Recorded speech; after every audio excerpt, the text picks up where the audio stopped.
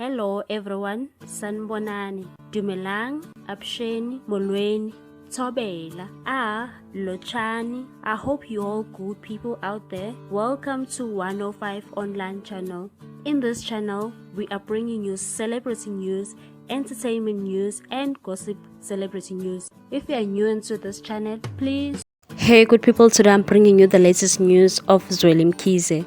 Former Health Minister Zweli Mkhize has again been implicated in corruption. Mkhize resigned last year after being linked to the 150 million Digital Vibes communications tender. The tender was awarded to his close associates. The scandal also led to the suspension of several senior managers in the health department. Now the Daily Maverick reports that Mkhize is linked to corruption involving the Unemployment Insurance Fund (UIF).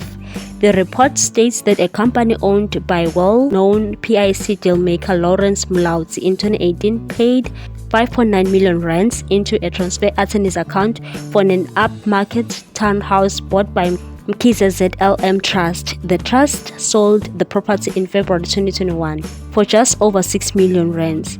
Mulaudzi's company, Black Gold Oil and Gas, made the payment only one day after it had pocketed a 47.5 million rands fee for advisory work on the 1.37 billion rands PIC/UIF deal.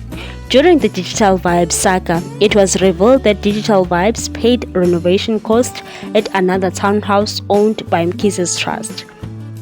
In KwaZulu-Natal, the RET faction is busy campaigning for Mkhize to be the next president, but he is allegedly involved in so many corruption deals. This is the downfall of the ANC. What are your thoughts on this one, people? Please leave a comment down below. Thank you so much for watching. Please don't forget to subscribe and hit that notification bell so that you can get more news on this channel. 105 Online channel loves you. Bye, good people.